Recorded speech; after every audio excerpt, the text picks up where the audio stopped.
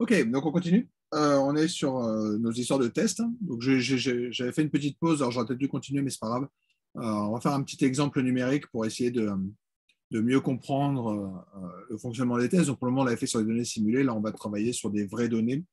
Euh, donc c'est des données qu'on pourra réutiliser un petit peu par la suite. C'est pour ça que j'en parle dès maintenant. Ce sont des données de pression artérielle. Donc voilà. Donc on suppose qu'on a des gens dont on a observé la pression artérielle, pour faire simple. Et donc la pression artérielle, il s'avère qu'au-delà d'un certain seuil, ça peut être dangereux. Euh, et donc on essaye de voir si jamais on peut mettre en place une procédure de test, par exemple, pour voir si jamais il faut hospitaliser quelqu'un ou si jamais il faut la placer sous, si jamais il faut lui donner un médicament. Donc là, les données sont en ligne, hein, je vous laisse récupérer le fichier. Donc on a cette base blood pressure dans laquelle on a une variable qui est cette variable de pression artérielle. Alors, en fait, on a autre chose. On a aussi une information sur ce qui s'appelle un status. On a une variable status qui va nous permettre ensuite de créer deux groupes. Donc, on avait vu un petit peu les tests sur une variable, donc c'est ce qu'on va faire maintenant, mais après, on fera des tests avec deux variables. Et en fait, on pourra effectivement créer deux variables de deux types de personnes. Je ne sais plus quelle est la règle pour définir le status, mais peu importe.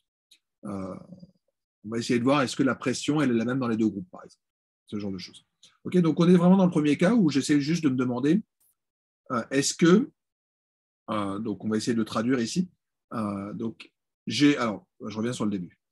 On a les observations de pression artérielle. Donc, YI, on suppose que c'est une loi normale qui suit une loi normale mu sigma 2. Je ne connais pas la variance, c'est des données. Okay, donc, je ne sais pas ce que ça vaut. Je pourrais avoir des textes qui me disent la variance de la pression artérielle chez les gens votants. Mais voilà, on ne l'a pas. Donc, on a juste nos données. Donc, ce qu'on avait vu, c'est que si jamais on est dans ce cas-là, bah, c'est facile. On peut mettre en place une stratégie de test. Donc, la stratégie de test, ça sera basé sur une statistique T. Okay, pour y tester une hypothèse de la forme, est-ce que mu est égal à une certaine valeur? Alors, en l'occurrence, on va se positionner par rapport à 140. Je ne sais pas pourquoi, mais 140 est une valeur qui potentiellement serait importante. Et ce qu'on veut savoir, c'est l'hypothèse alternative. Est-ce que mu est plus petit?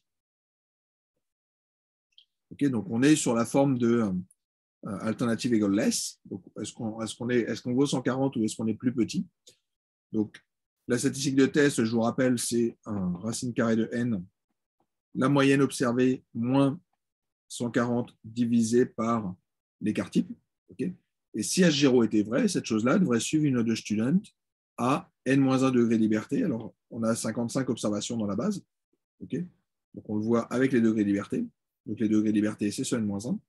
Et il nous dit que la statistique de test, elle vaut moins 3,86. Donc, si vous vous souvenez, une loi de student, c'est à peu près comme une loi normale. Il y a à peu près 95 chances sur 100 d'être entre moins 2 et 2. Okay, donc, ici, on est quand même pas mal à l'extérieur. Donc, il y a quand même pas mal de chances de rejeter notre hypothèse H. Effectivement. Donc, nous, on va, je le refais, on a notre mu 0 qui vaut ici 140. On se demande est-ce qu'on est par ici. Donc, implicitement, on va construire une région de rejet qui serait de la forme suivante. Est-ce qu'on est plus petit qu'une certaine constante? Donc, mon seuil va se trouver comme ça. Et donc, on va aller voir est-ce qu'on est plus petit ou égal à cette valeur. Alors, la p-value, je la récupère comme étant la probabilité d'être plus petit que ma statistique de test observé. Alors, ma statistique était là, donc ma p-value elle va être toute petite, okay, puisque j'étais sur moins 3,86. Ce que je vous ai dit, c'est qu'il y a 95 chances sur 100 d'être compris entre moins 2 et 2 à peu près. Donc, atteindre moins 3,8, c'est relativement rare. Et effectivement, c'est confirmé par la valeur qui se trouve indiquée. La p-value, elle est à, alors, je ne suis pas très fort, mais j'ai l'impression que c'est 0,01%. Okay, donc, une chance sur 10 000 d'obtenir ça. Donc, pour faire simple, ça veut dire que H0 n'est sûrement pas raisonnable. Okay, si H0 était vrai, T doit suivre une note de student. Okay, ce n'est pas raisonnable d'atteindre une valeur comme ça avec une note de student. C'est possible. Okay, il y a une chance sur 10 000, mais on va dire que ce n'est pas dans les valeurs raisonnables pour une note de student. Donc, on va rejeter l'hypothèse H0. D'accord? Donc, on est plutôt dans le cas où effectivement alpha est plus grand que la p-value. Donc, on est sur du rejet de l'hypothèse H0 au profit de l'hypothèse alternative qui est qu'a priori, la tension, elle est plutôt plus petite que 140. Okay, Et effectivement, on peut le voir aussi sur l'intervalle de confiance. Dans l'intervalle de confiance, on n'a pas la valeur 140. Okay, la moyenne était de l'ordre de 130. Et effectivement, voilà. On accepte plus, enfin, disons, l'intervalle de confiance ne contient pas la valeur de mu0. La région de confiance pour le paramètre de moyenne compte tenu de l'hypothèse H1, c'est-à-dire un intervalle de la forme moins l'infini B. Dans ces cas-là, on va rejeter l'hypothèse H1. Okay. Plus intéressant, on va arriver sur le cas où on a deux échantillons. Okay. Donc, toujours la même logique. Je fais un échantillon variance connue, deux échantillons variance connue, un échantillon variance inconnue, deux échantillons de variance inconnue. Ben, c'est la même chose que pour les intervalles de confiance. C'est-à-dire, pour faire simple, je suppose que j'ai des observations qui suivent une loi normale mu x sigma x carré, je ne connais pas sigma x. Un échantillon de n observations avec une loi mu y sigma y. Okay. Je veux estimer la variance. Dans ces cas-là, ben, je peux regarder l'estimateur naturel de la variance. Okay. Ça va être basé en fait tout simplement sur la somme des carrés des erreurs. Donc, si je voulais le détail, cette chose-là, c'est tout simplement, je regarde la somme des xi moins leur moyenne. Donc, je regarde la somme des carrés. Je regarde la somme des yi, yj moins y bar. J'avais m termes dans le premier, n termes dans le deuxième. Donc, quand je somme tout ça, j'ai en gros m plus n valeurs. Mais je perds 2 degrés de liberté à cause de mes deux paramètres de moyenne qui sont fixés. Je divise par cette grandeur-là. Okay. Et cette grandeur-là correspond tout simplement à cette somme-là. Donc, c'est un estimateur assez naturel de la variance. Et donc, on va regarder cette grandeur-là, qui consiste à dire, ben, je vais faire l'écart entre... Donc, on essaie de tester pour savoir si la différence vaut un certain mu0 ou si la différence vaut un certain mu1. Donc, ma statistique de test ne dépend que de mu0. Je regarde les différences empiriques observées moins la valeur sur l'hypothèse H0. Et je vais diviser par, en gros, du sigma sur racine de n.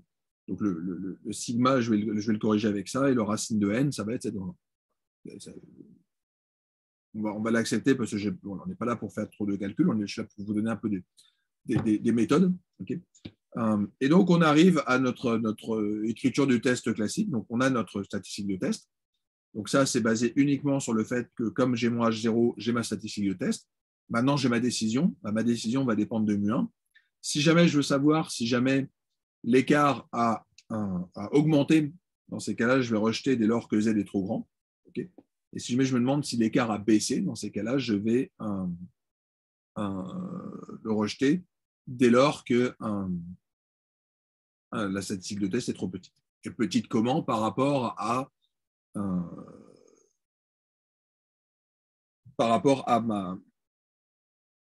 mes quantiles de loi normale. Pardon, j'avais oublié de préciser, mais cette écriture-là n'a de sens que si jamais les deux moyennes sont égales. Si jamais j'ai deux moyennes, deux variances qui sont différentes, ça ne marche pas.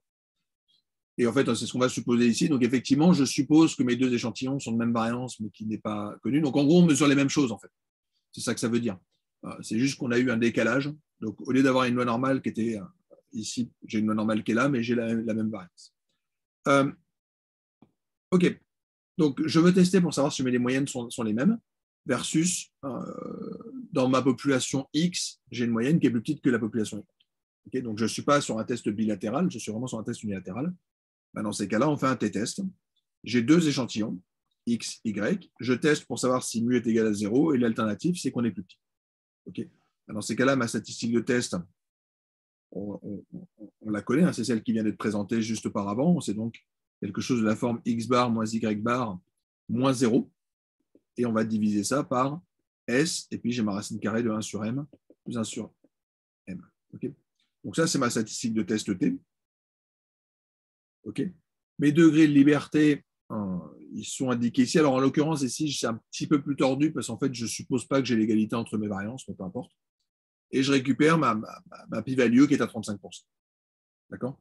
Donc, on va accepter l'hypothèse H0. Donc, on peut légitimement penser qu'effectivement, dans les deux groupes, il y a la même moyenne. Okay. Alors, je ne sais plus ce que sont mes données d'ailleurs. Ah oui, si c'était mes deux données qui étaient mes deux lois normales. Okay. Donc, c'était mes deux lois normales. Ah oui, d'ailleurs, il n'y avait pas du tout les mêmes variances. Donc, c'est logique, effectivement, qu'ils les corrigent. Mais voilà, bon, peu importe. Disons qu'on va juste s'intéresser à la lecture de la sortie et pas que sur la pertinence du test. Okay. Et je peux regarder mon intervalle de confiance. Okay. Comme je veux tester si jamais ça vaut 0, on va se demander est-ce que 0 est dans mon intervalle de confiance? Oui, dans ces cas-là, je peux accepter mon hypothèse AG. Okay. Donc c'est ça qu'on utilise. Alors je peux le faire je peux faire la version dual. Est-ce que je suis plus grand? Donc dans ces cas-là, l'interprétation, c'est qu'on est greater. Et là aussi, on a la même chose. Statistique de test, c'est la même. Okay. Donc ça, c'est logique. Encore une fois, la statistique de test ne dépend pas de l'hypothèse alternative. Par contre, la p-value va changer. Et donc, on passe à 64%. Et donc, voilà, on est encore dans l'intervalle de confiance. Blablabla, toujours, ça marche toujours. OK, donc on vient de montrer tout simplement qu'on était capable de faire de faire un test pour comparer des moyennes dans deux groupes, okay, avec toujours la même stratégie. On regarde la p-value par rapport à notre seuil de 5%. Okay. Comme dans les deux cas, on est plus grand que 5%, bah, on va accepter H0. Et on peut regarder aussi sur l'intervalle de confiance. D'accord. Donc, je me rends compte que, voilà, je spécifie ici de manière un peu plus forte. J'ai la même variance qui est inconnue, okay, mais toujours de la même manière, bah, je remplace par son estimateur. Donc, l'estimateur est là, puis je vais avoir cette correction. Là, je suis sur un test un tout petit peu différent. J'ai toujours mon hypothèse qui est que ma différence vaut un certain mu 0, mais j'ai une hypothèse alternative qui est un peu différente, qui est cette fois-ci qu'on n'est pas égal. Donc, on arrive sur un test bilatéral, et donc là, c'est toujours la même chose. Bilatéral, ça veut dire que je vais rejeter à la fois quand la différence est trop petite ou quand la différence est trop grande. Donc, je regarde la valeur absolue. Si jamais je dépasse mon quantile de niveau 1 moins alpha sur 2, alors dans ces cas-là, je vais rejeter mon hypothèse H0. D'accord. Donc, je reviens là. Bah, c'est exactement les données que j'avais simulées. Ah, pardon. Je simule des grandeurs avec la même variance. Okay. Donc, je le spécifie en disant var égale true. Alors, je me rends compte que je me suis peut-être un petit peu mélangé dans mes slides. J'aurais peut-être dû mettre le var égale true avant, mais peu importe. Je teste. Est-ce que sur mes deux échantillons, la moyenne est la même? Okay. L'alternative, c'est qu'elles sont différentes. Donc, ça, c'est ce que veut dire ce two-sided. Est-ce que mu x est égal à mu y ou est-ce qu'au contraire, on est différent? Okay. Et je demande à ce que la variance soit la même. Okay. Donc là, on retrouve le fait que les degrés de liberté, c'est bien du m plus n-2. Donc effectivement, c'est 50 moins 2, donc on est bien sur 48. Sur cet exemple-là, la statistique de test vaut 0,18, moins 0,18, okay, avec toujours la même chose qui est, c'est tout simplement j'utilise le fait que t, c'est x bar moins y bar divisé par s racine carrée de 1 plus m 1 sur n. Et le s, encore une fois, c'est ce que j'aurais obtenu en faisant la somme des carrés des erreurs sur mes m plus n observations, puis je divise par 1 sur 1 m plus n moins 2. J'ai ma p-value. La p-value, encore une fois, c'est basé sur la probabilité qu'une note de student dépasse la valeur absolue de cette statistique-là. Okay. Et comme la p-value est plus grande que 5%, je peux accepter l'hypothèse que ma moyenne vaut 0. Effectivement, j'avais généré des données dans les moyennes étaient les mêmes, donc la différence vaut 0. Okay. Je peux avoir ici un intervalle de confiance d'ailleurs sur la moyenne. Okay. Il nous dit qu'il y a 95 chances sur 100 pour que la différence soit entre moins 0,53 et 0,44. Donc, comme ça contient la valeur 0, dans ces cas-là, on peut accepter notre hypothèse H0. Alors, je peux le faire sur ma pression artérielle. Je vous avais dit qu'il y avait une variable status. Et donc, j'ai deux niveaux de pression artérielle. Alors, on peut le faire avec cette syntaxe-là. Là, je suis juste en train de dire, fais-moi un test, t.test de... Alors, soit j'aurais dit x, y, soit si jamais j'ai une variable z qui peut se découper sur un facteur qui vaut 0 et un facteur qui vaut 1. Dans ces cas-là, j'utilise la syntaxe z tilde f. Okay. Donc le tilde est une notation assez... Enfin, on reviendra là-dessus quand on fera des modèles linéaires, parce qu'en fait, ça veut dire que j'explique z par mes deux facteurs, donc je le décompose sur deux facteurs. Okay. Donc c'est une syntaxe pour dire découpe-moi la population. Donc ça, c'est une syntaxe typique de base de données. Okay. C'est la première syntaxe qu'on avait, le x, y, c'est dire vous avez un vecteur de x, vous avez un vecteur de y. Là, c'est plutôt, j'ai deux données, j'ai ma variable z et j'ai mon facteur. Avec un peu de chance, on va dire j'ai tous mes facteurs à 0 qui sont au début. Ensuite, j'ai tous mes facteurs à 1. Ce que je vais juste dire, c'est prends-moi la première valeur. Donc ça va me donner mon vecteur des x. et ensuite prends l'autre facteur, et ça va me donner mon vecteur Y. Okay, c'est ça qu'on est en train de dire, mais c'est juste que quand on a des bases de données, des fois, ça peut être plus simple d'utiliser cette notation un petit peu synthétique pour dire qu'on veut faire un test d'égalité entre nos deux groupes. Donc, je veux dire que je veux comparer le groupe, je veux comparer la variable Z en fonction des groupes dans lesquels on se trouve. Donc, le groupe étant défini par mon facteur, ici mon status. Okay, donc, ici, je fais un test. Alors, on va essayer de relire le test. Donc, en gros, je veux comparer la pression artérielle suivant le status. Et la question que je me pose, comme le status prend deux valeurs, est-ce que les deux groupes sont identiques en termes de moyenne? Donc, je suppose que la variance est identique. L'hypothèse alternative, c'est que mu x est différent de mu y, okay, puisque mon hypothèse de base, c'est que les deux sont égaux. Okay, donc, on peut regarder la différence. Alors, juste pour info, dans le premier groupe, on était à 112. Dans le deuxième groupe, on est à 144. Donc, on voit que la différence, elle est importante, mais comme je n'ai pas les variances, je ne sais pas si je mets c'est si grave que ça d'être si différent, d'avoir une différence de l'ordre de 32. Okay, ça dépend fondamentalement de la variance. Okay, donc, je calcule ma statistique de test, qui est, encore une fois, indépendante de mon hypothèse alternative. Donc, c'est toujours la même, c'est mon Z qui est l'écart type divisé par la différence entre les deux moyennes, qui est cette différence entre ces deux grandeurs-là, divisée par l'écart type multiplié par le racine carrée du nombre d'observations, pour faire très simple, okay, qui va être mon degré de liberté ici. Je calcule. Alors, on observe normalement, on a une loi de Student.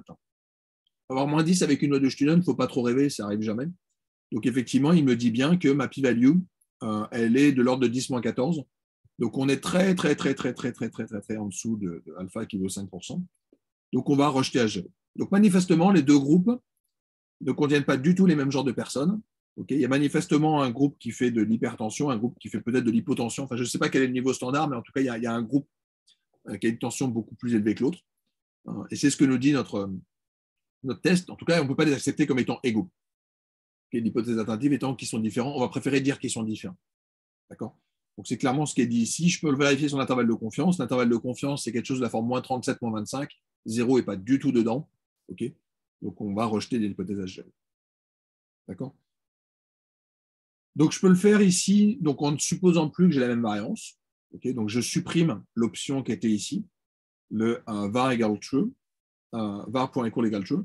Alors, pour info, le two-sided, c'est l'option par défaut. Okay, alors, je ne sais plus où c'est, mais c'est ça. Hypothèse alternative, not equal. Donc, effectivement, on est bien sur une hypothèse alternative qui est que mu x différent de mu y. Et donc, implicitement, par défaut, il y avait que c'était du, comment on avait appelé ça, two-sided. Donc, c'était l'hypothèse implicite qu'il y avait ici. Là, je suis juste en train de dire, je ne suppose plus que sigma x est égal à sigma y. Okay, et donc, je vais remplacer par, là encore, reprenez les slides sur les intervalles de confiance, on peut bricoler, mais c'est un peu la même histoire. Et donc, on voit que si jamais je ne suppose pas que j'ai la même variance, on a une statistique qui change un tout petit peu, la p-value qui change un tout petit peu, mais voilà, on continue à rejeter même si jamais je n'avais pas les mêmes variances. OK. Celui-là, c'est en gros, on l'avait déjà fait, donc je tourne en rond. OK. Donc, on a fini un peu sur nos tests de moyenne. Alors, on reviendra encore sur les tests de moyenne, parce qu'on n'a jamais fini sur les tests de moyenne. On reviendra un tout petit peu là-dessus quand on parlera des proportions, parce que les proportions sont aussi des moyennes, mais sur des cas un peu particuliers, c'est que c'est des moyennes de Bernoulli et pas des moyennes de Gaussienne. Je vais juste prendre un petit peu de temps pour revenir sur les tests de variance, même si on en parlera un petit peu moins à la fin, puisque normalement, à la fin, on devait parler des modèles de régression. Et dans les tests de régression, en fait, c'est assez classique de faire des tests de variance. OK, je m'arrête là pour cette petite partie sur les tests.